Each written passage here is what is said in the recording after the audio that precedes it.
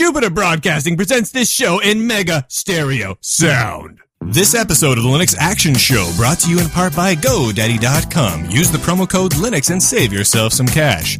And of course, from donations of people that are, it's like people get donated, you know? And it's free. It's free. It's tax exempt. No, it's not. No, when you donate people, it is. It's donate people. Right. But You can't, Chris, you can't put a worth on person. This week on the Linux Action Show, turns out FreeBSD is still a thing you can think about downloading. We take a look at version 9.0 and marvel at its new anti-crash USB thumb drive removal technology. Plus, Red Hat's big release that requires its customers to use Microsoft Windows a little less. Kinda. And so much more. Oh, this week on the Linux Action Show.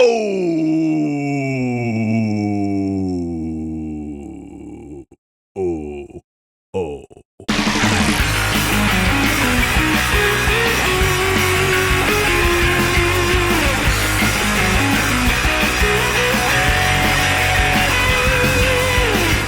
And welcome to Linux Action Show Season 20, Episode 3. My name is Brian, that guy Chris. Hey there, Brian. Check this out.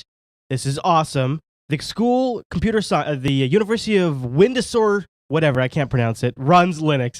This is sent in by the Linux Action Show Reddit. And what it is they've been running different versions of like Sun hardware and different Unixes for a long time. But in the summer of 2011, Windsor switched over to Ubuntu and Linux terminal server clients, Brian. Cool. It is really cool. This is kind of neat, too.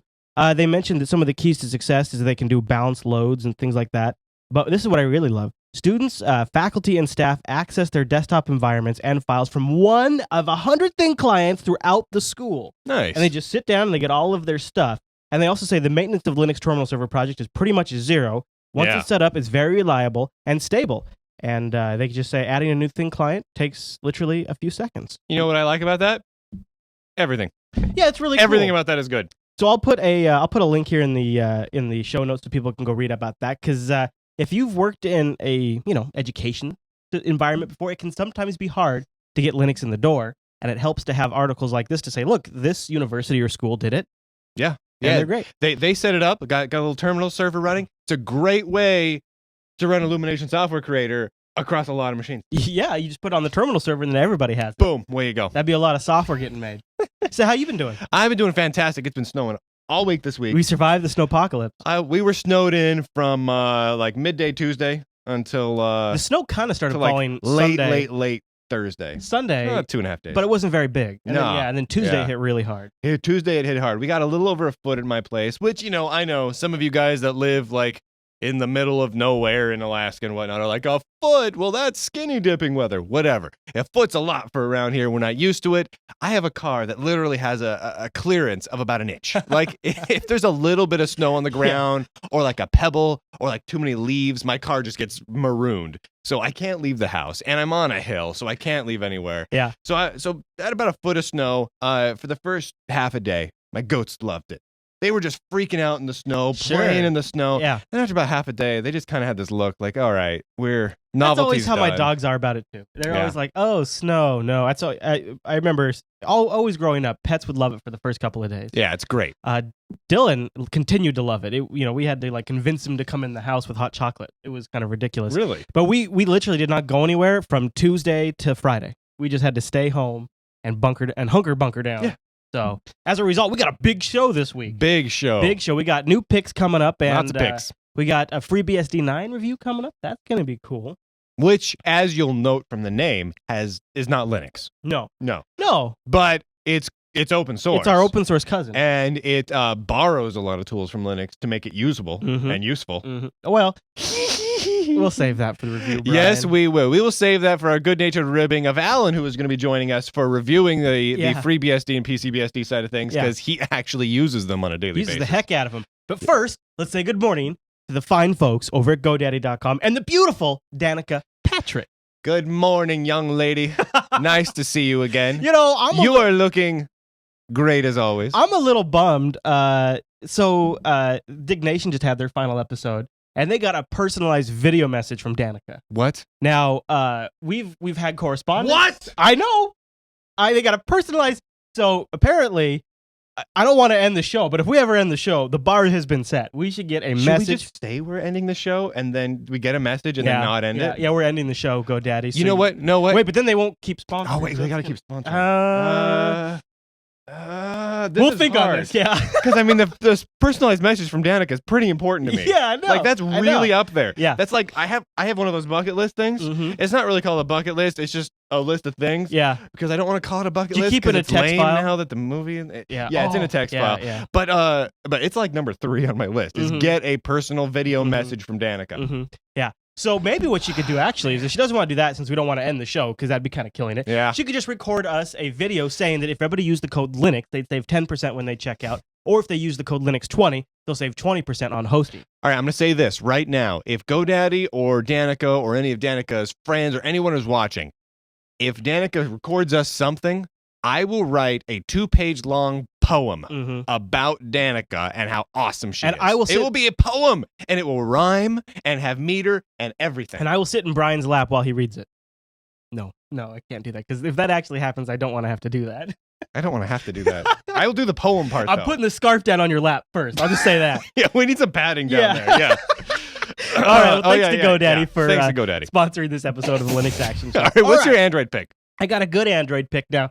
This is primarily going to be for folks that have significant others, but it could also work for close family members or friends, and it's called the Significant Other Pleaser. Free. And it's free. Yeah, it's free. And what it is you can set up specific contacts to automatically get text back within a certain amount of time if you don't respond to them. So, like, say you want to take a nap. You put it in nap mode, and then to say I text you like, Brian, it's 10:05. How come you're not here yet? You could have it automatically programmed to just text back, yeah, I'm on my way, even though you're actually napping. So if it's kind of lets you be a little sneaky, and it also lets you just get to people kind of quickly. Plus, you can also just pre-can responses like, sorry, but busy. Greg is crying again. I'm walking the dog. I'll have to catch up with you later. Why wouldn't you answer the phone when you're walking the dog? What are you, a jerk? Seriously. Anyway, so this is called Significant Other Pleaser. Honestly, it just looks like the person who developed this is kind of a jerkwad. Are you kidding? How hard is it to text like 4 words? Well, the whole idea is you could be... Is you don't have to even interact with your significant other. So if you've got a wife or a girlfriend, you don't have to talk to them. Right. You don't have to even want to be around them. You can just have this app. Basically, it's like it's like all of those little those little applications from back in the day where you just like little fake chat applications. Yeah. So Okay. it's like that, except for your wife. Yeah, it's kind of like a bot to respond, but Dude, well, what if you wanted to take a nap? how much do you have to hate your wife? It could to use this. It could be that some people are just really freak out when they don't hear from you right away. So just keep them calm. I'm gonna say straight up. Yeah. If you need this app, you don't need this app. What you need is a new wife because you got the wrong wife. I'm just telling you right now. And if you're curious, like you're on the fence, like maybe I do have the wrong wife. I'm not 100% sure. This could be your bellwether. What you're going to want to do is you're going to want to go over to jupitercolony.com in the Linux Action Show thread and say, do I have the wrong wife? And then put a few examples. And what'll happen is I will tell you. Maybe you should include pictures too. Yeah, include pictures. Yeah. Well, yeah, that matters. I mean, come on. If she's really naggy but hot as hell, it doesn't matter. You got a good wife. All right, so let's talk about the universal desktop pick for Linux this week. All right, we got a Linux pick this week with all the hurry-goggling and hand-wringing over privacies and SOPAs and PIPAs and fancy pants laws. They're going to take away everything in Europe. Like there's that European law that there's going to take away everything that's about to get signed. I think we'll give it a mention at the end of the news docket because it's about to get signed on the 26th of January. Yeah. At least in one country. So everyone's all freaking out. There's been a couple, like LinuxConf down in Australia was going on, and one of the big keynotes down there was about privacy and all sorts of stuff. So let's talk a little bit about Tor. This is our pick this week. We haven't really done this before. No. We talked about it briefly a long time ago. But basically, Tor is a distributed network for routing your traffic around to kind of make it pseudo-anonymous. It does a pretty good job of making it basically effectively impossible to trace who's doing what. Right. Because it kind of just looks like traffic's coming from who knows where and everywhere. Now, Tor is a little bit difficult to set up sometimes for a little bit of a new user. You got to route everything around. But of course, it does run great on Linux as well as some of the other platforms that may or may not exist that we don't know about. So you can get Tor. So that's our pick. That's for the desktop. Which segues right into the our distro pick. Yeah. Now, this week, we actually picked a distro that is not on DistroWatch. Now, I want to back up for a second. Which is a shame, because that was fun, wasn't it? I'll back up for a second. Last week, we reviewed, well, we didn't really review. We talked briefly about Deft, which is all about digital forensics. Yeah. It's a cool little distro for digital forensics. After our show came out, it jumped up to number 13 for the week on DistroWatch, beating out Xubuntu, Kubuntu, Crunchbang, Gentoo, Slackware. SUSE. It beat out not SUSE, sorry, but a ton of different distros. It just blew my mind. Yeah. So we should maybe just back up even further. So we're doing now in the Linux Action Show, we're going to do a random distro pick of the week to give a little attention to a lesser known distribution. Yeah. Now, we haven't fully tried these out, but we're kind of thinking that if some of you guys latch onto one of the picks and really like it, then we'll review it on the show. Totally. These are distros we would love to look in deeper to, but we just don't have the time. So at least we're going to talk about them to give them some exposure that they deserve, because these are some great projects that people put a lot of heart and soul into. So anyway. So speaking of Tor. So we're doing them randomly, but this week we did a little not randomly. We picked one called Tails. And this is a really cool one that Chris turned me on to, that basically is a pre-set up live CD, all pre-configured and ready to go with all the internet-based apps, the web browser and everything pre-configured to use Tor. That is awesome. Way cool. Yeah. Way cool. So what's a really cool thing, throw that onto a flash drive. Yeah. Go to work, go to wherever. Bam, jam that sucker into the universal serial bus port. Boot off of that guy. Anonymous as anonymous can be, essentially. Yeah. Not completely, but close. This is nice because since it's so well built for like a live USB, you could even just do it on your existing machine. You don't have to reload or throw it in a VM. Yeah, it's basically Debian plus Tor, Bajambi. Yeah. Bajambi. I think I'm going to grab this and play with it in a VM and see, that might... Way cool. Yeah. Now, that's cool, and that helps us stay all anonymous for those of us wearing tinfoil on our heads. Yeah. But it's not all that much fun unless you just like being sneaky. So let's talk about a fun one. So we've got two picks today. The other pick is Pencil. Pencil is great. It's a traditional digital animation tool. It runs on a bunch of platforms, but it runs great on Linux.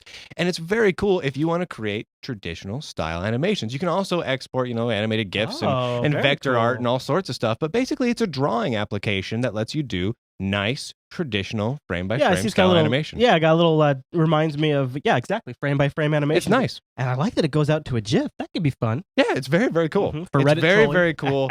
And what's really cool, click on the download links right there. Okay. This is one of the things that I liked a lot about it. It's missing a couple of download links there, but boom, right there, package for Arch. Package for Arch. That's cool. I mean, come on. A lot of apps, even the open source ones, don't immediately link over to Arch on their website. Nice to see that. Wow, and look at this. They're like taking pity on old Mac users. They're even shipping a PowerPC version for old Macs. Why not, right? Wow. Yeah, there cool you go. beans. Open source.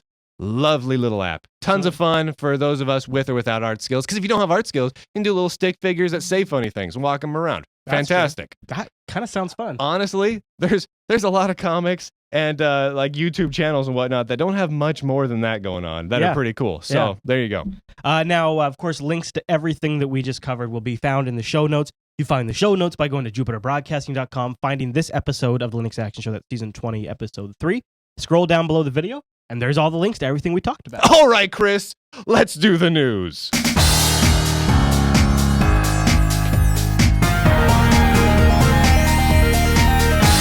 What's new on the news this week, Brian? All right, Brian. Chris, wait a minute. If we do it backwards, does that mean I have to read the news? Yeah, but only the first story. The first story on our docket is... Man, I'm way better What at this. are we doing Bada here? thing, man. Oh, yeah, we're talking about Bada for... Hey, Chris. Yeah? I got an idea. Yeah. Why don't we do it like we normally do it, where you read the news? All right, Brian. And then let's never, ever switch roles again, because it's just too difficult for me. Well, Brian, the top story on the news docket for this week, Samsung says no final decision on Bada and Tizen merge. Oh, no. Well, this is interesting, right? Because for the last week, actually, like the day that we were doing the show, it came out that Bada was going to merge with Tizen. Now, you remember, right. Tizen is the former remnants of MeeGo, and Kinda. Samsung had another OS that got merged in there. It's like a web UI on top of MeeGo-ish.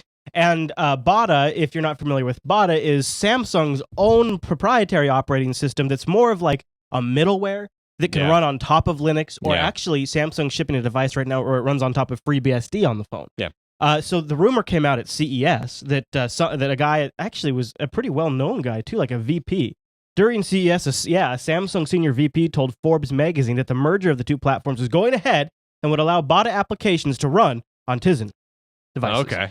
So, but it turns out that Samsung's kind of scrambling, and they're notifying a bunch of news outlets that this isn't the case. They say that Bada is an essential part of Samsung's multi-platform portfolio and plays an important role for the company. I would think if anything, this would be like Bada is going to sit on top of like a Tizen core, and they're just going to kind of standardize on that or something instead of using different underpinnings as needed. That would be my guess. It's just kind of funny how this story blew up over the last week. I mean, everybody was reporting this as it was a done deal. And this always happens at CES. There's always some wild-haired rumor that everybody jumps on that always pans out to be totally off the mark.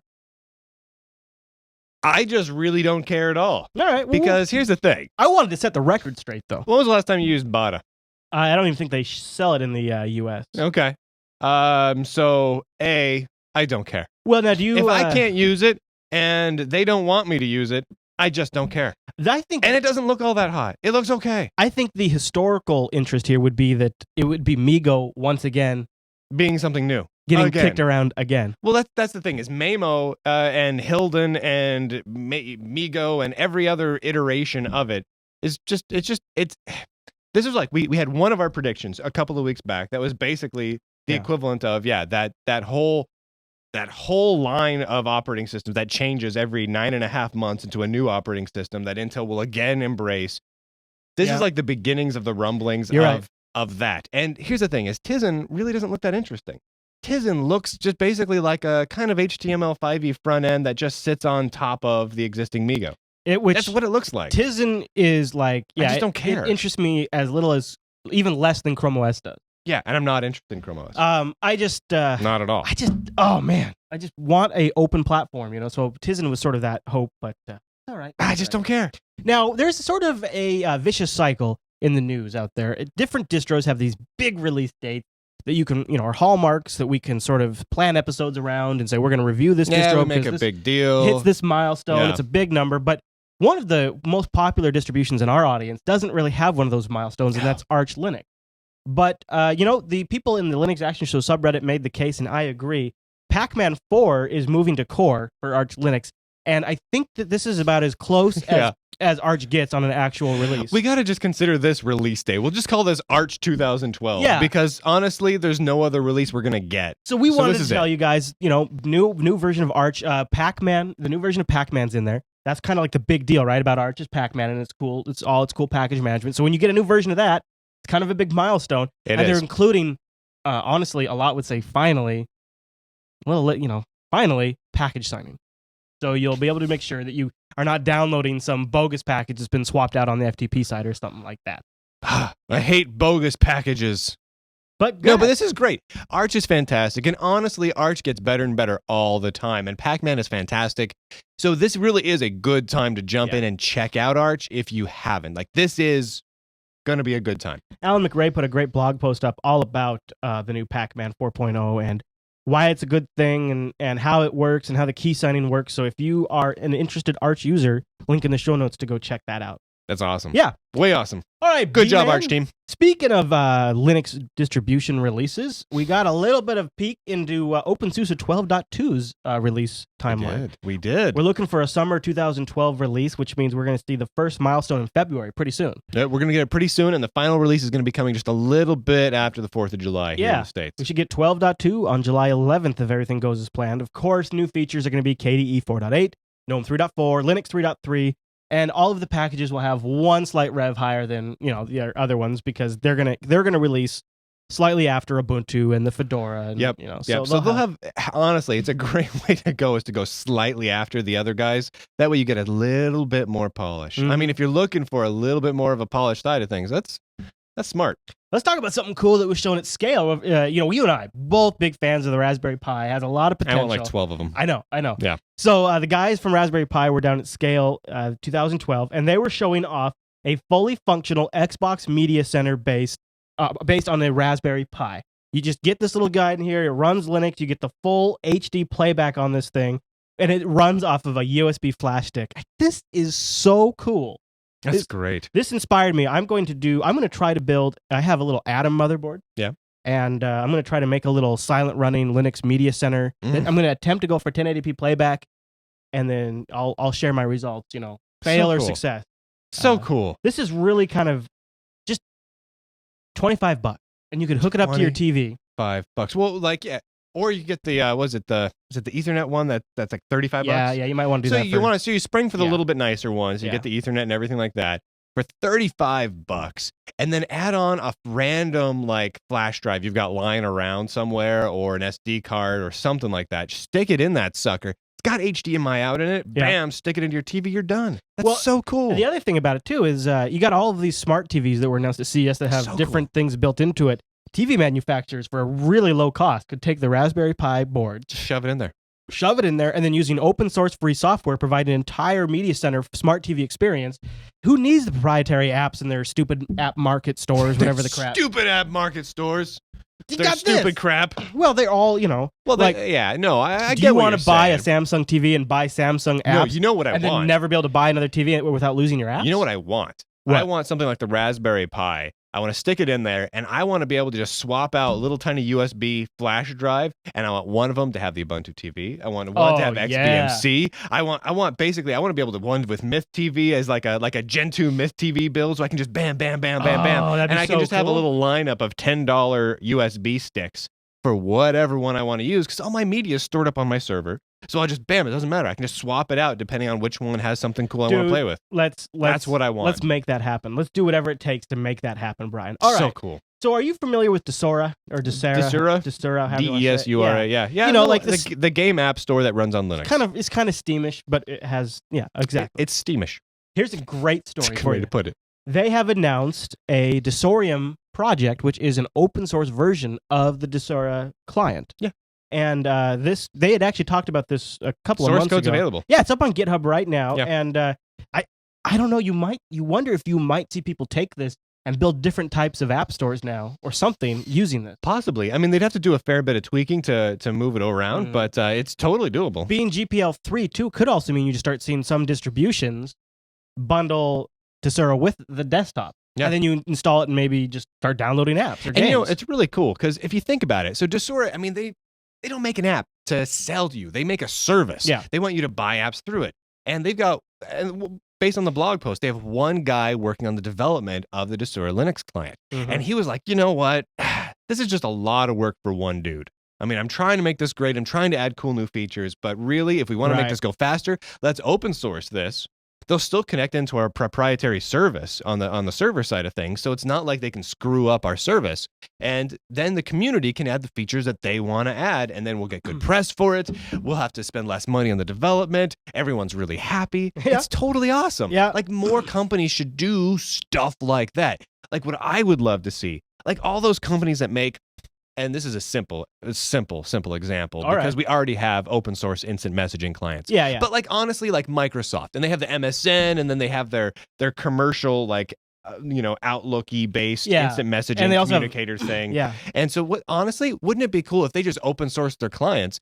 They could keep their servers all proprietary if they want to. But open source the clients. Let us as a community add the features we want. Port it to the platforms we want, and then we'll get to use your services. And you make money on your services, not your software. So let's go for it. I would love to see more companies doing this. I agree. Awesome. It's awesome. And that we just saw a story. I didn't quite make it into the news docket because it's kind of just rampant speculation. But let's talk about it anyways, Brian. You saw that story that Steam had a job posting for a Linux. Again. Yeah. Yeah, they've had this pretty much every year since we started the show. This time they specifically mentioned something that was like game experience or something. They did when we started the show. Okay. What was it? I kind of remember that. A couple months after we started the Linux Action Show back in 1972, I believe. they had a job posting for a Linux developer with game experience, and the entire internet exploded with, we're going to have Steam for Linux, we're going to have Steam for Linux. Yeah. And then everyone freaked out. And it just never happened. And then eventually, they came out and said, no Steam for Linux. And then later on, there was another job posting almost identical. Linux developer with game experience. Remember somebody even found and there was screenshots. And they turned out they really weren't screenshots so much, but Phoronix posted them anyway. Yeah. This happens all the time. Do not freak out, guys. It's only coming when they announce it. But because this has happened for years now. The flip side is Desura has a pretty... Desura's here. Yeah, they got the advantage. They're on the home turf already, B-Man. They may have less apps total, but Desura is here now. Yeah. All right. Well, let's move on to our next story on the news docket. So, yay! I like this story a lot. Red Hat announces that the latest version of its virtualization platform requires Windows a little bit less. A little bit less. So, as you may be aware, Red Hat makes a lot of money selling Windows software that's closed source. We've talked about this from time to time. Yeah. And part of it is due to the fact that they acquire a lot of companies that are Windows-only companies. Yeah. Now, we're talking about several applications here that literally you can't really use Red Hat Enterprise Server without having a Windows box to administer it. They have done a good job with the new version 3 of getting rid of some of those dependencies. They've ported some of those apps over to Linux, so now you don't need Windows as much. Right. Except that you still need a Windows PC running Internet Explorer in order to administer a significant portion of Red Hat Enterprise Server. Yeah, this was really about their... You need Internet Explorer. You need it. You have to use it. Well, here's what it is, okay? You need it. A Red Hat product. Red Hat, who comes out all the time lambasting Microsoft. Not only do you need Windows, you need a specific version of Internet Explorer. I know. It is awesome. That's awesome. At least version 7, Brian. You need at least version 7. So what they have transitioned away from... .NET Framework 4. That's what it was. You have to have .NET Framework 4. So the stuff they did transition, they transitioned from .NET to Java. So but that's good. That's good. That's progress. Yeah, but their management front end is which they call the administrative console for their VM platform. Yep. It can only be operated from a Windows computer running IE7 with .NET Framework 4. But Red Hat does plan to fix that in the next version of the Red Hat Enterprise Virtualization Suite. And they are shipping a preview version of the admin console. Sorry, this is funny. But you can't use it to do a lot of the tasks, so... You can't use it anyway, other than just to know that they're working on it. Okay, Red Hat, seriously though, good job. Good job forcing your users to use Windows a little bit less, but requiring that they still have the same number of Windows running machines in their systems because they still need Windows to administer your stuff. So, good job reducing the total number of Windows installations in your enterprise customers' deployments by 0%. Well, way to go, Red Hat. I just don't, it's tough because you wish they could have bought a solution that didn't require IE and .NET. You wish that just could have been part of the evaluation process when they were buying the software. It must have just been there was just nothing else out there that could do it, and they couldn't write the functionality. I call shenanigans on that. Yeah. How many... You administers the hell out of servers. Yeah. Alan administers the hell out of servers. Yeah. I guarantee you that you and Alan can do that just fine and it's without funny. a bunch of Windows apps and Internet Explorer. How many times are you like, you know what? I want to set up this Debian cluster, but I just can't do it without Internet Explorer 7 or higher. How many times has that happened? Well, it doesn't. Never. I think it shows you there's a lot of rhetoric about different stuff, but it shows you truly how pragmatic Red Hat is to their approach in the enterprise. Now, I got to give them kudos. Red Hat is a company, and they're making a ton of money. They're just raking it in. They're doing record profits all the time, and I got to give them kudos for it because they're mostly doing it based on open source and Linux. They are mostly doing it there. But, and they come out all the time, and they just get so intense about how much they're against Microsoft and, anti-Windows, it's so bad. But really, when it comes down to it, they're all about making money. And if they're going to use Windows software, will make them the most money, they'll ship Windows software and tell people to use it. Yeah. And, well, I can't disagree with them. Their job is to make money. They're a company. They want to keep their employees fed and paid. So that's what they decided. As long as they can smoothly move to a version that doesn't require Windows, and that path isn't a very painful path for the customer. Yeah. Yeah. Well, I hear Ubuntu's got the Ubuntu Cloud thing that they've been pushing a lot lately. I hear that they require actually Windows Millennium Edition in order to administer that. So, yeah. Well, there you go. That's a rumor. That's a rumor. I don't know. John O'Bacon might be able to confirm or deny that. You can do that over at John O's website. Everyone should probably email him. Just leave him a comment. Leave a comment. Like, are you guys really requiring Windows Millennium Edition, or can I still use Windows 98 Second Edition because that's better? And the thing that's awful about it is I think they just like the startup sound. All right, let's talk about big data, Brian. We got these are last two stories on the news docket. Yeah. This is good stuff. And you remember? Okay, so blogging. I never liked that term, but it's grown on me. Vlogging, I still don't like. I hate that term. Cloud computing, I don't like that. I don't like that term. It's stupid because you know what it is. It's a dumb term. Whenever people who don't understand the technology, they just start using these catch-all phrases. Yeah. And there's another one that's cropped up, and it's specifically in the IT world, and it's big data.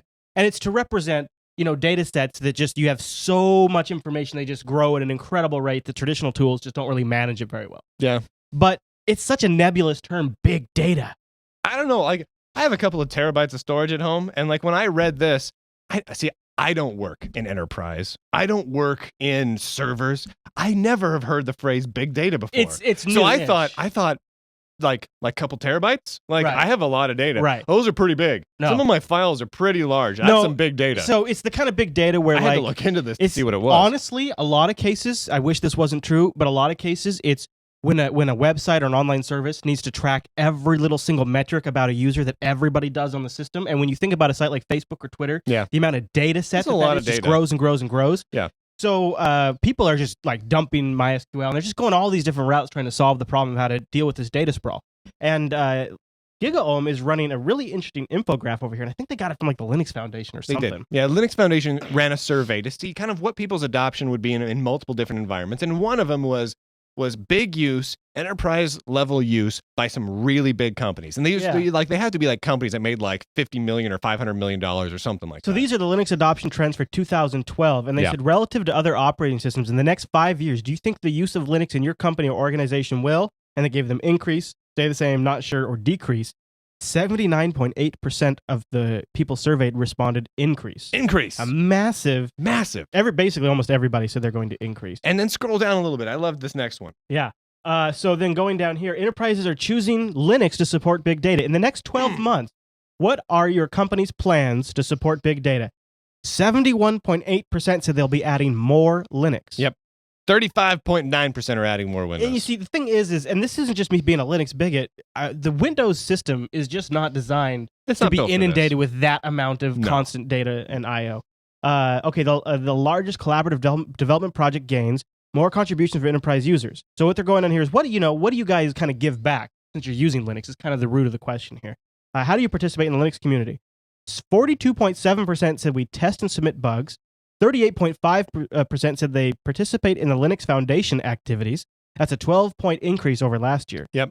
Now, the really big one that I loved is that little green graph for those watching the video version is contribute code. Your organization pays your employees to contribute code. It is up to 21.8%, which is an 8 percentage point increase since last year. That's rad. That is really rad. We're talking literally almost doubling the amount that these basically Fortune 500 level type companies are contributing code back to Linux related projects or projects that run on Linux. That's so cool. That is very cool. Love that. So that's a really great infographic. If you guys want to check that out, you can.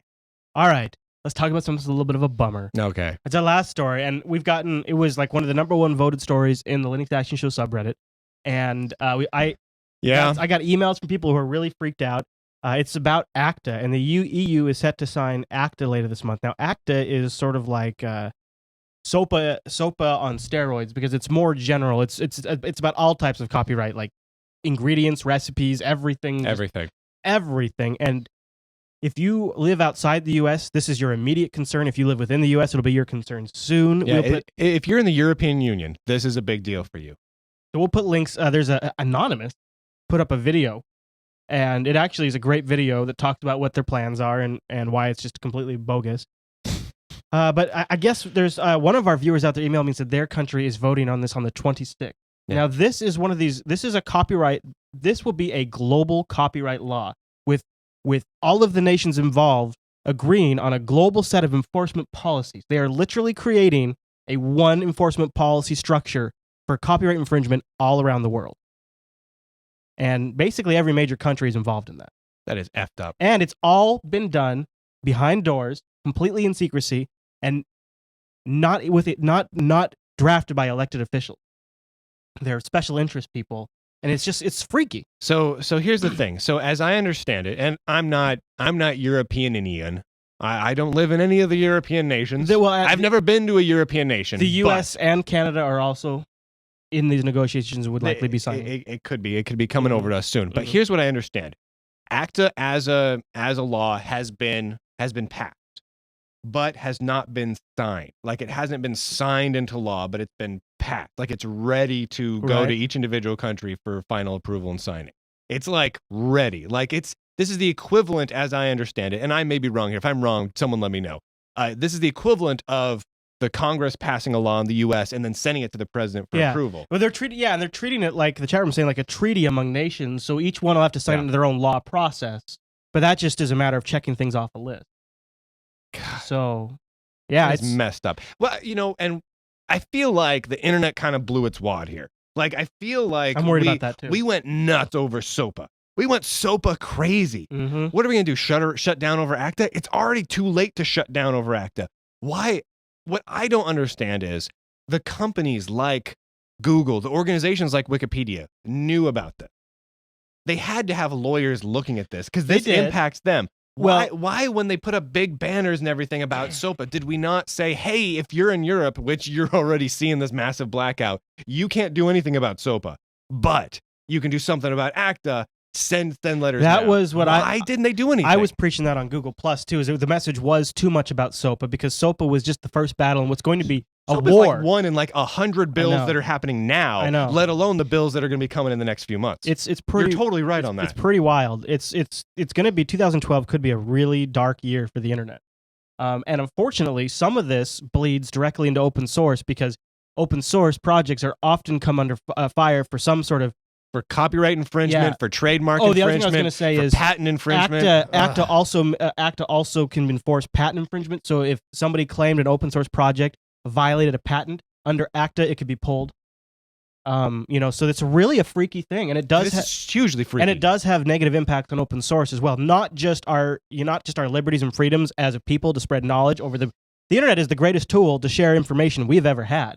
Well, and other than dial-up BBSs, those are pretty cool. Yeah. But they worked with like FidoNet and stuff. Right. Yeah. Okay. Cool. The internet's the second best tool we've ever had, and it's just getting really freaky, dude. So, I know. Messed up. Hey, you know what, B-Man? You know what make us feel better? What? Let's go review FreeBS9, Brian, because that's all the news. Wait, did you just call it FreeBS? FreeBSD. You didn't say D. You just said FreeBS9. Well, Freudian, Brian. For this week.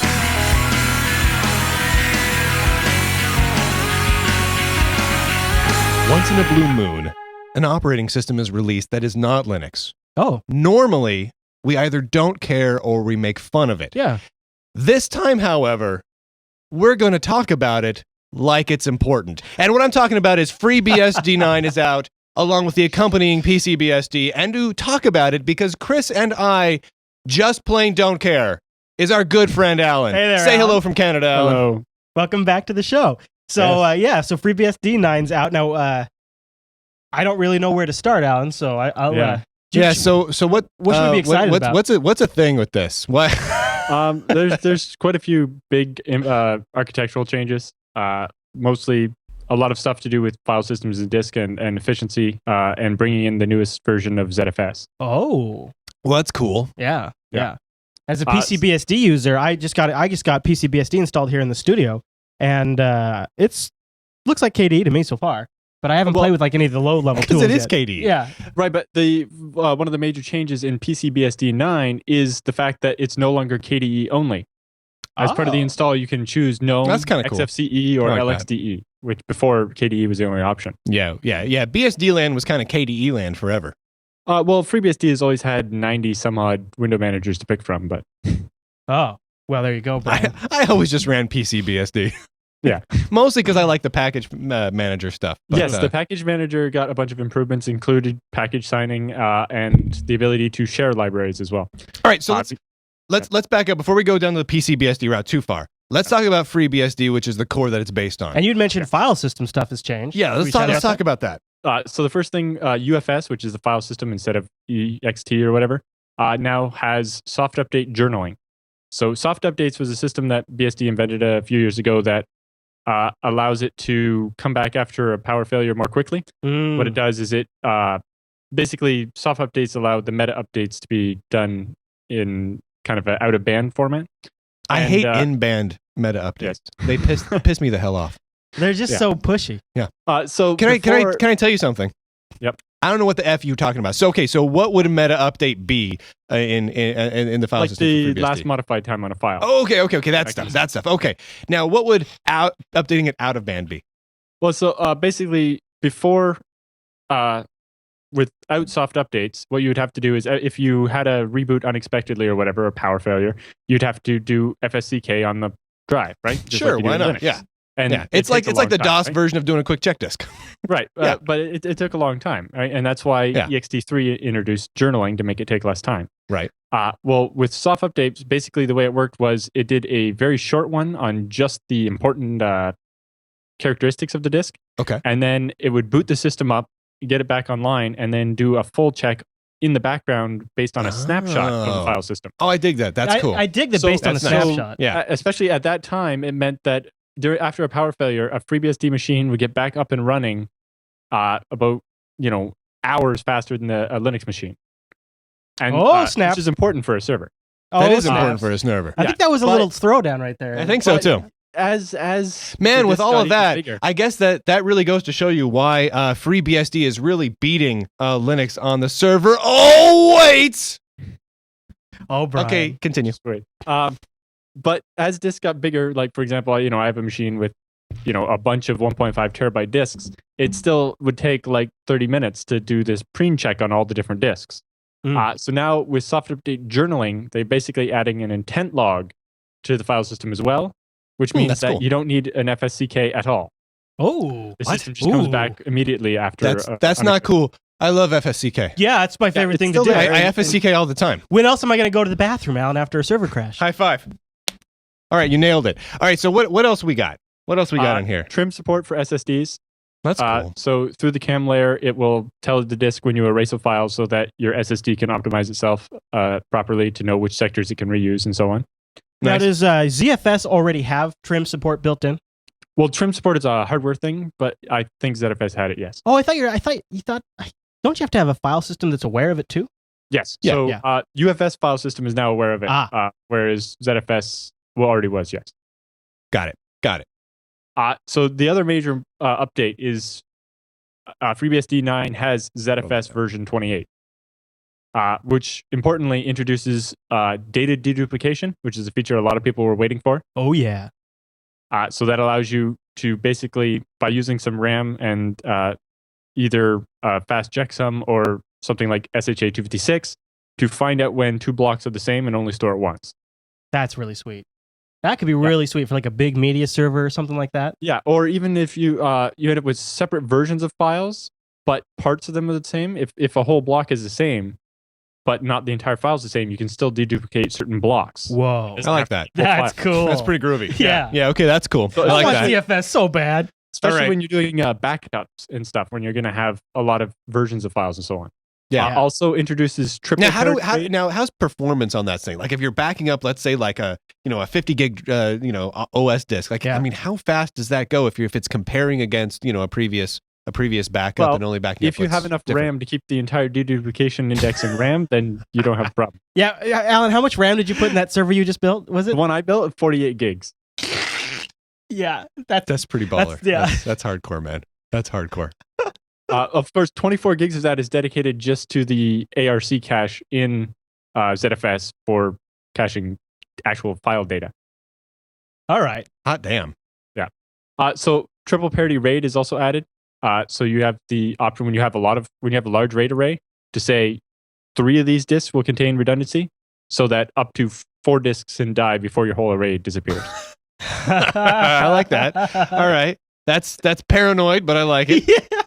I like it. If you have an array with like 16 disks, then your chance of more than one failing at a time are a lot higher. That's than true. if you have an array with like 4 disks. Yeah, That's true. Unfortunately, That's true. Or And if it's really mega important, or the client is willing to pay you a lot of money for the project, they're good ways to go. Well, especially with remember, Sun built these giant storage boxes with like 48 hard drives. When you have 48 drives, you kind of need triple parity RAID, right? Also, the ability for snapshot holds, so you can extra features on top of your snapshots. And then ZFS has this ability to store the log on a separate device, normally an SSD, to make the entire system faster. But before version 28, if that SSD died, your whole ZFS machine would crash. It didn't support actually removing a log device. So now it does. This version, That's a bonus. This version of ZFS combined with FreeBSD 9. As soon as these two things relaunch and form into a new version of FreeNAS, I'm planning to jump all over that and give it a review. For sure. Yeah. You can also now you can do diffs between ZFS pools. So when you use the ZFS replication, you can actually find out what the difference is between the two nodes. This is all at the file system level, which is just crazy too. Yeah. Okay. What do we got that's not file systemy? Like I love a good file system as much as the next guy. I mean, that's my reading material when I go to bed at night. But what do we got? Right. But big data has become this big thing, right? Even though I've never heard this term big data. It's kind of a stupid term. Totally stupid term, right? Yeah. But it also introduces newer versions of HAST, the high availability storage daemon, for replicating block level stuff. Okay. Good file system feature. And more RAID stuff. Nice. You're just jealous because you don't have it. If you had, if the next version of distro X was shipping with all that, that would be really sweet. Shut up. Okay. All right. Keep going, Alan. Keep going. Yep. So it has a new user. Your list here, and I should tell people. Do you want me to preview it? Yeah, show people. Well, it'll be just in the start show scrolling. notes. Just start in the show scrolling notes. here, Yeah, look Chris. at this. Look at this. It's massive. This is the condensed Alan filtered version of the release notes for FreeBSD. So it's got like a ton of things to talk about. So keep going, man. We don't want to get too derailed. The show notes, I started writing them, and then I realized that my show notes were bigger than the whole show notes you guys had, and then I kind of stuck in there. Yeah. You showing off, Canadian? Is that what you're doing right now? No. You should see text notes for show notes for TechSnap. They're 6 pages. Can you imagine? It's ridiculous. Yeah, I know, right? It's so ridiculous. A new user accounting system, UTMPX. Literally, the show notes that I write down is like, remember talk about Linux. Har. And then that's like half the show notes I need. Yeah. That's like, we're good. Let's go. Grab a scarf. One of the other important things is 5 new TCP/IP congestion control schemes, which means that now that we're dealing with gigabit and 10 gigabit and 40 and 100 gigabit connections, the old like new Reno TCP algorithms with like bandwidth delay product just don't work very well anymore. So now there's basically it's a pluggable system, and you can choose from a bunch of different algorithms on which one is going to give you the best congestion control. Well, that's cool. Really Now, people have different load, right? If you're doing video streaming, you have a moderate number of very high bandwidth streams. Yeah. But if you're doing like object caching, like our CDN does, then you're doing like thousands and thousands of very small, short-lasting streams. And Chris here has very unique load. I read somewhere, or somebody told me that Amazon ran into such a limitation with the TCP congestion. I can't remember what OS they were using on the back end, that they ended up replacing that whole networking stack with their own custom code. Amiga. And I want to say it was Linux or something, and because they were just having like these kind of issues that you're talking about, Alan. Yep. And so basically by making the system pluggable, they allowed you to choose from a bunch of different algorithms. I like that. Yeah. It's crazy. I love it. There's also an enhanced round trip time module that does a better job of instantaneously adjusting to the round trip time between a host, because that can change. Huh. Before, when everybody's round trip time was kind of slow. Yeah, it didn't really matter all that much. Yeah. But now, especially when you're going transatlantic, they can change rather rapidly. So wait, what? Transatlantic. That's when. Oh, you mean when we ship our data overseas to the less fortunate folks? Yeah. Yeah. Or when people in Europe watch the Linux Action Show. I thought we did that for snail mail. Yeah, we tried. Right? It was taking forever. Oh, do we care? No. Just kidding. All right, continue. Yeah. So there's also the new subsystem for disks. The regular ATA and SATA drivers were replaced with the new CAM-based system, which is more the full SCSI feature set. So most hard drives now have things to reorder the data when you write it to disk to get more performance, and you can actually take advantage of those now since you're no longer in like IDE compatibility mode. And you can enable the write cache globally or per disk, so you can control whether the write cache is on or off for each disk, which is important if you're using ZFS. With ZFS, you want the write cache on because ZFS handles keeping the data consistent. Whereas if you're using a regular file system, you might want to turn the write cache off to get more security for your data. You keep saying ZFS and it's adorable. I giggle a little bit inside every time you say that. You know what? I totally have gotten used to that. I didn't even know. You're getting used to that now? I think it's adorable. I used to giggle. I want to reach to the internet and give him a big bear hug. I'm like, you're the cutest thing ever. All right, continue, because this is actually really cool and adorable the way you say it. So, it looks like there's more file system features. Can you read some of those? No, that's the end of the file system features. Oh, damn. So there's also resource accounting and limiting API.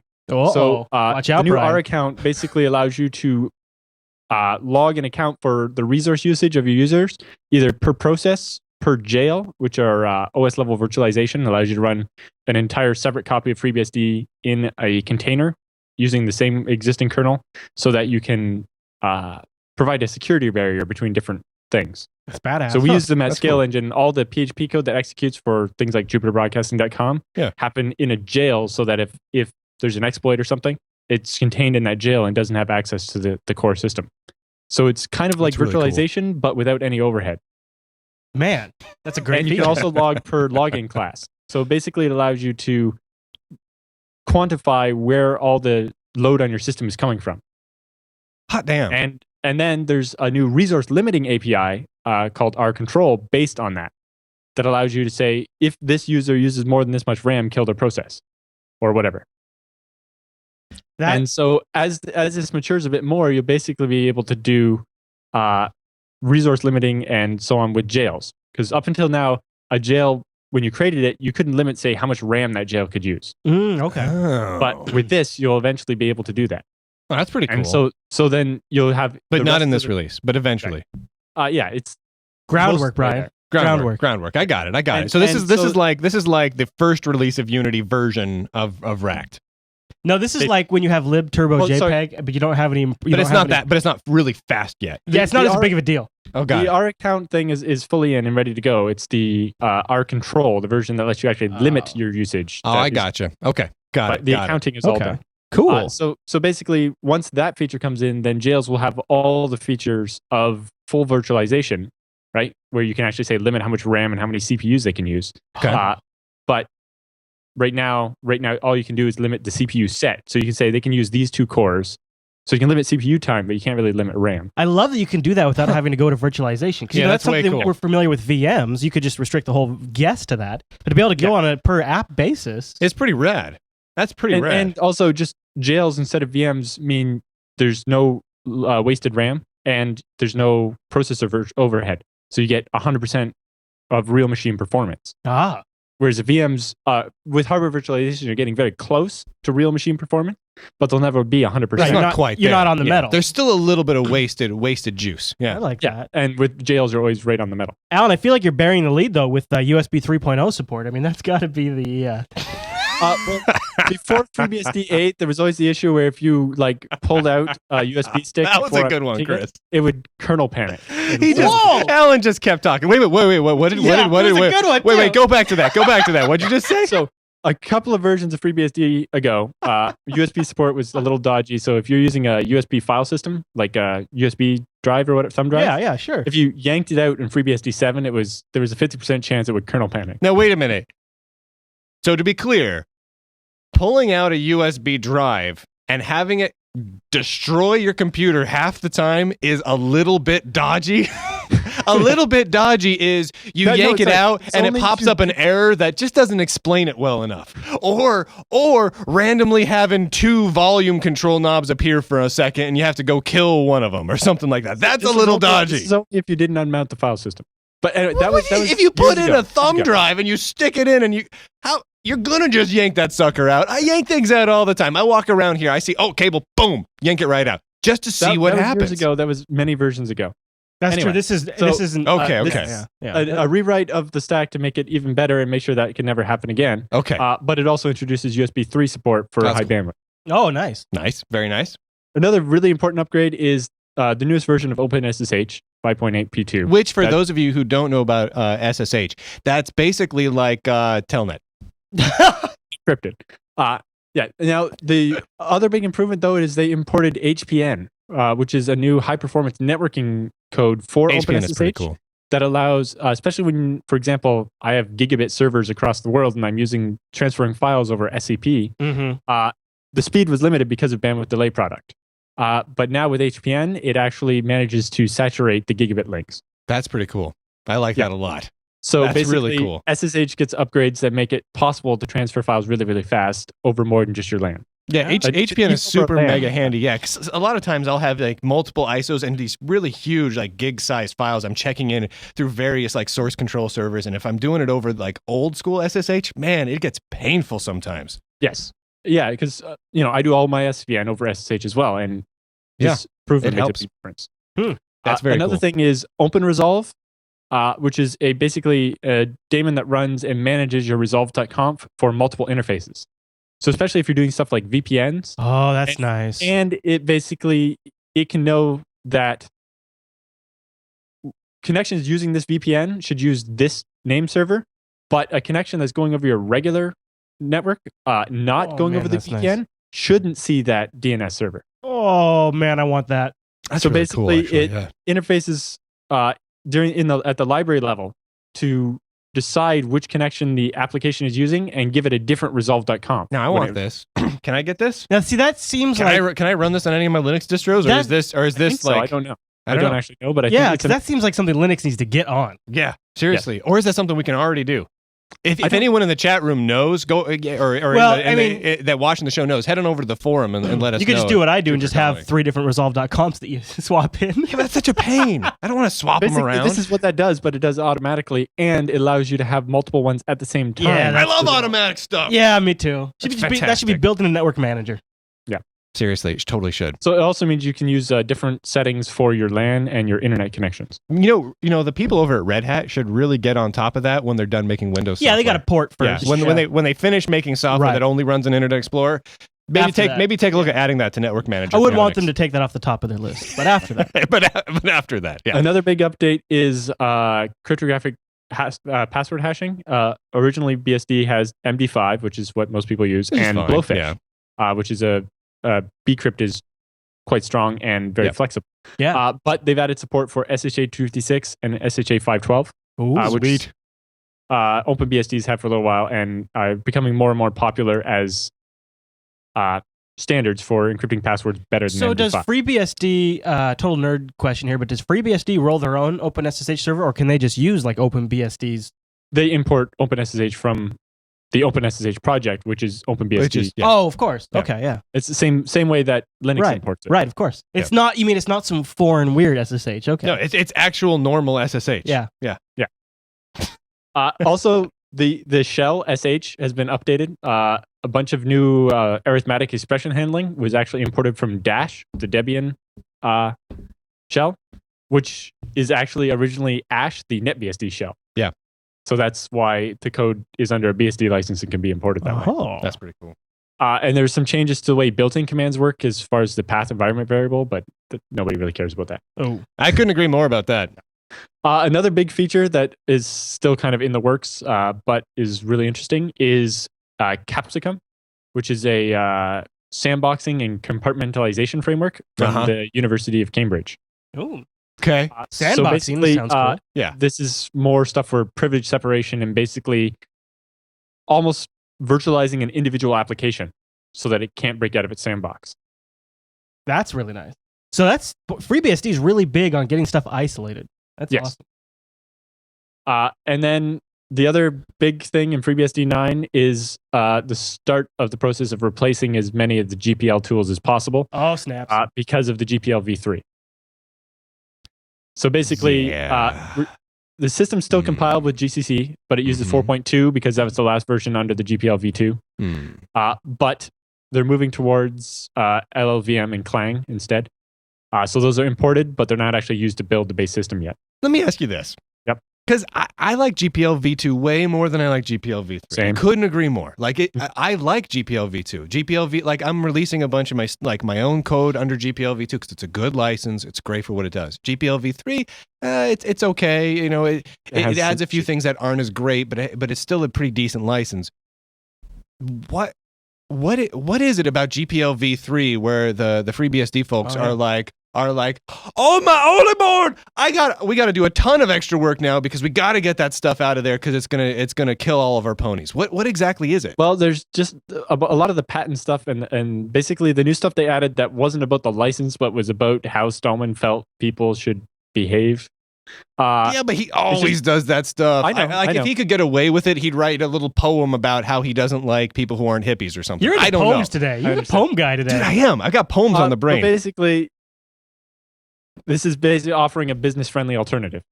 Okay. Oh. But I mean, really, a lot of companies have no GPL v3 in the door policies. Well, there's a lot of people that use BSD for like their own little customized gadgets, and they don't use Linux. Well, I guess that's true. But like if I guess that's true if you're releasing a gadget. But it just seems to me that it's like so many of these features are like crazy rock solid gigantoid server features. They're like if you're going to put together a server, like this could change the world sort of features. Big iron stuff. And so but I don't see GPL v3 having like any bearing on any of that at all. Because you're just throwing it on your server. Look what if you're making an embedded appliance like FreeNAS has a non-free version. Okay. Well, I'd say go beyond that. Look at Mac OS 10. I mean, Apple went with Mac OS 10 and they chose FreeBSD for a lot of the underpinning stuff because of the BSD license. I guess that's true But because they didn't want to give back uses, and they hate the community. GCC and that uses GCC from under the GPL, and that's fine. But if it switched to a version of GCC that was GPL v3, which they have, could have patent implications for Apple. Yeah, exactly. And Apple doesn't want to give up. And FreeBSD is probably looking at that and going, well, look at the kind of success and growth and adoption we had because of that policy and how it allowed Apple to use our OS. So now if we make it even easier for people, maybe even more people will use it. Features and the amount of money that Apple has given back. Now let's go into this. Has Apple given back features to FreeBSD? Yes. Oh yes. Yes. The audit framework was all there because they have. In order to be used by the government, Apple machines had to have an audit framework, and so they built that into, and it was ported back into FreeBSD. Because it's now upstream in BSD, next time they make a new version of OS 10, they don't have to reintegrate it. Right. So they push all the features they can into the upstream because then they get maintained for free. So let's, and I don't want to take us away from FreeBSD 9 too much because honestly, it's a really cool release.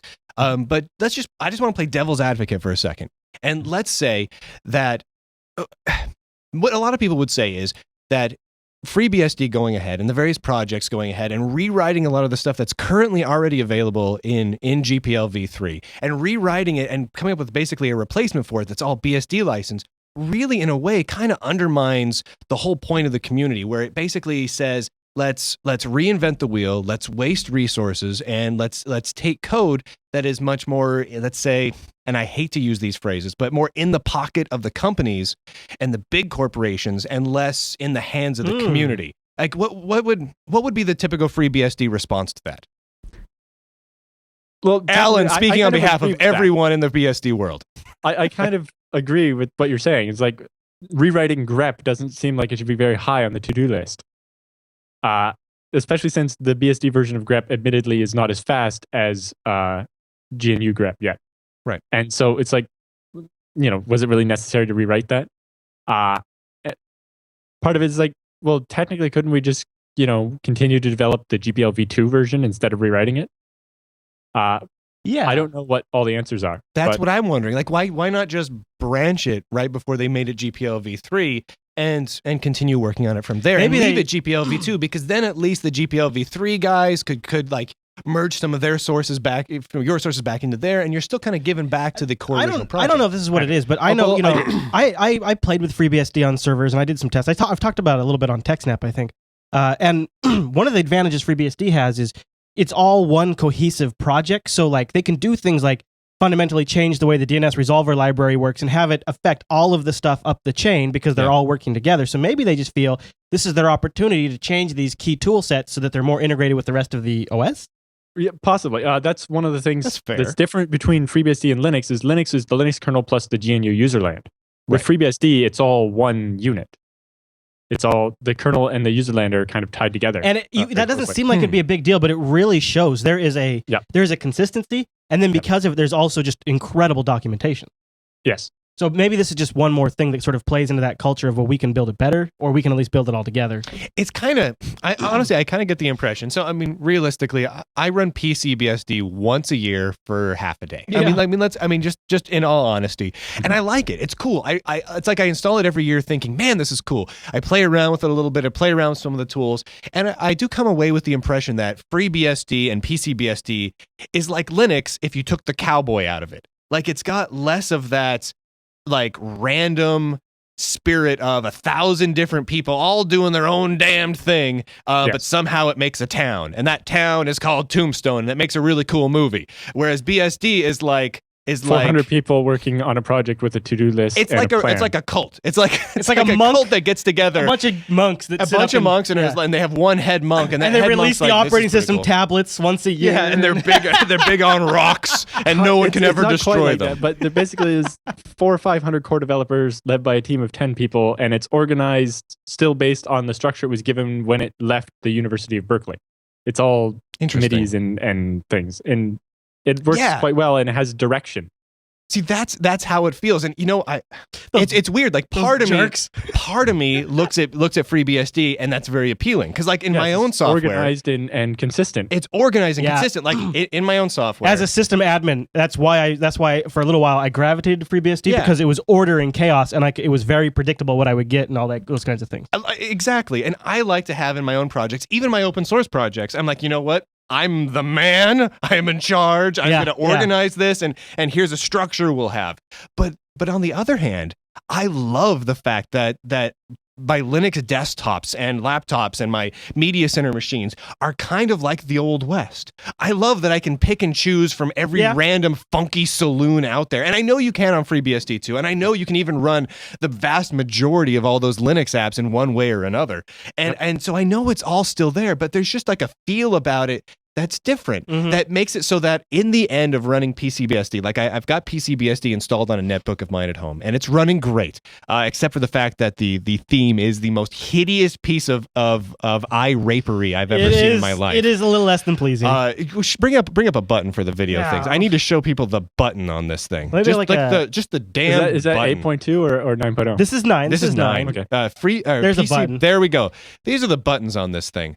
I don't know what it is about them, but if I feel like my eyes have been violated by some unholy beast. What it looks like, and I don't mean to be mean when I say this, but what it looks like is that dialog box looks like it's a Windows 3.1 dialog box with a new skin on it, like a theme pack that you could buy from CompUSA. Or like window blinds. It's like someone installed Stardust window blinds on Windows XP with the worst looking theme available for window blinds. But other than that, it's a great release. But anyway, bad, honestly. I keep leaving that PSP. I built.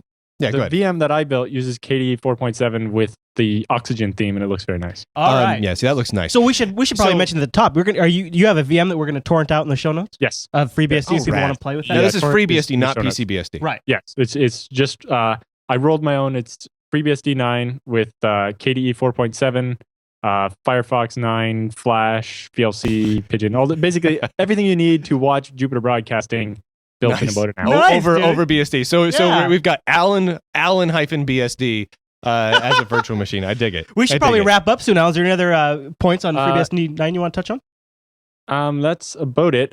Just that the FreeBSD update tool is very handy and allows you to do a quick in-place upgrade if you have FreeBSD 7 or 8 or whatever, or even if you're on like 9 RC2 like I was.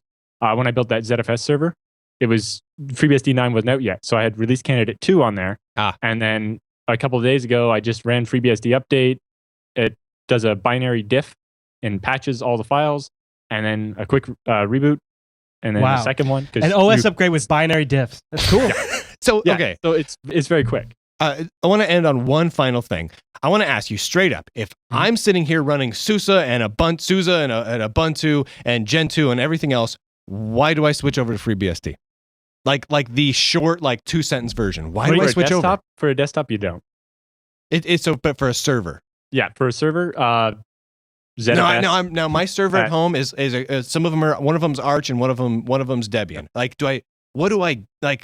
Should I switch over? Like, is it worth switching over right now if you have like a home server or like a moderate load company server at this point? Better firewalls, better disk stuff, ZFS, and a more consistent release schedule. And it seems like binary that's true. upgrades Well, that that's don't true. break. Definitely more. It seems like one of those schedule. things you at least The package consider for the next system- upgrade. The package system is entirely different. With ports, there's no repositories. There's just ports. It's 20,000 apps updated every single day. That's kind of cool too. That's intense. So, the newest version of Firefox comes out, it's there in like 2 days. And you can you don't build have it to wait. like a That lot is of them nice. when you go to. That's very Archy that way. At least from what I And- recall, you can build them with like at build time special optimizations and options, kind of like you can in Gentoo. So, Yeah. That's very when, gentle. if you use the ports tree, each app is in there, and the first time you go to compile it, you get a little dialog that comes up and says what options you want. The defaults that you see there, that's what the binary package is built with. So if that's all you want, you can just install the binary package. Right. I like that. But I installed VLC as like, well, I want RTMP support, and I want a couple of these non-free Hardware things. acceleration or whatever. Yeah, check them off. Make VLCs installed, newest version with whatever customizations I wanted. There you go. Very cool, man. Well, Alan, man, thanks for coming on the show and telling us all about FreeBSD. It's nice to see what our cousins are up to on the other side of the open source every world. once in a while, Time dip our you said toes. FreeBSD9. Yeah, Oh. he's been saying that off the air too, and I love it. I think I think we should just call it FreeBS9. no, the D's are on strike. PC-BS9. My tongue has there's like D's that are supposed to be coming, and they just took the weekend off, and I just used the last of them right there.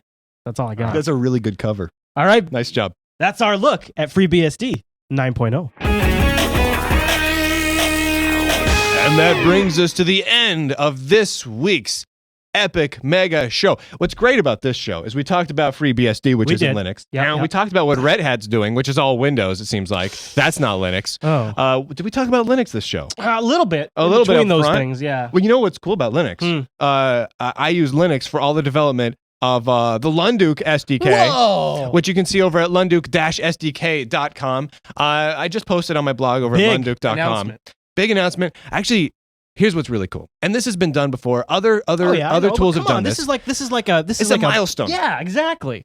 We have rewritten, we're almost done with it. We've been doing this for a little bit here. We've rewritten the Lunduke compiler, which we've called Lunduke C, that takes Lunduke and converts it into these billions of different languages. It seems like 10. But billions is a good enough phrase to use. Billions. We've rewritten it in Lunduke itself. So Lunduke compiler can now compile the Lunduke compiler, which means, check this out. Whoa. So since Lunduke as an SDK supports like JavaScript, like HTML5, Okay, I'm tracking. Python, Java for Android, you can now compile the Lunduke compiler for HTML5. So it'll actually compile the compiler into JavaScript or into Java for your Android phone. So Whoa. theoretically, you can run the compiler out of your website, off of your Android phone or whatnot. So theoretically now, you can compile it for Android, go to your Android phone, type out your Lunduke app in the Lunduke language, use the Lunduke C, which is the Lunduke compiler, on your Android phone to compile an iPad application. That, Brian, is blowing my Ridiculous, mind. right? Blowing my mind. I love it. I love it. Anyway, so we're about to release the source code for that all in Lunduke, and we'll release a couple of binaries in a few different languages of it pre-built, so people can have like something to bootstrap it with. So that's all free. That's all open source and going on over there. And again, if you guys want to support it, if you guys want to be involved, go over to lunduke.com, check out some information. Go to lunduke-sdk.com. There's some links in there. And if you don't want to be involved, but you just think it's a good project, go over to radicalbreeze.com and pick up a copy of Illumination Software Creator. Yeah, support which the development, next right? version of which sits on top of Lunduke, which means any operating system that Lunduke supports, Illumination Software Creator will also support and be able to be ported to without porting. That's like a gift that just keeps on giving. Keeps Brian. on giving. Yeah. Right. So yeah. let's think that. How through much this. must I pay for something like that? $800? It's like $50. What? It's like $49.90 whatever. I don't even remember if it's $49.95 or $99 You know, or it's whatever. good But price. It's a good price, less than a video game. Anyway, if you just want to support the project, there's the way to do it. This is what I do full time. This is what my wife does full time. We work on Illumination, and we work on right now primarily on the Lunduke SDK, which we're all giving back as GPL software. We're doing our best on this, and it's getting pretty cool. It sure and is. Honestly, it's a big damned project, and it's really starting to get a lot of interest, and we're digging it. So anyway, to those of you guys who have given us a lot of great feedback over the last 2 months that we've had this project going, really want to send out a big thanks to you guys. It couldn't be this cool without you yet, and thanks. It's going great.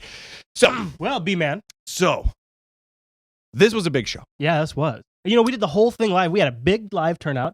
We do this over jblive.tv, 10 a.m. on Sundays. That's 10 a.m. Pacific.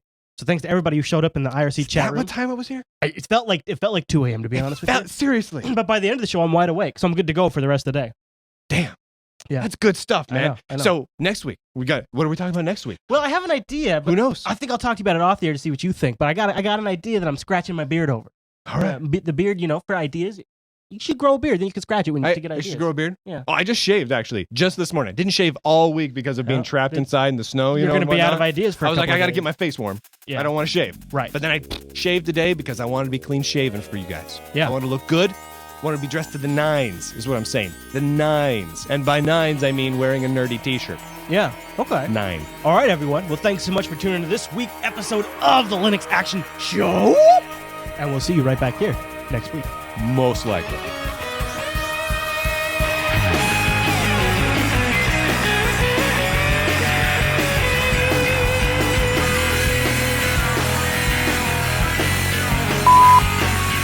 That's cool. It's like half emo.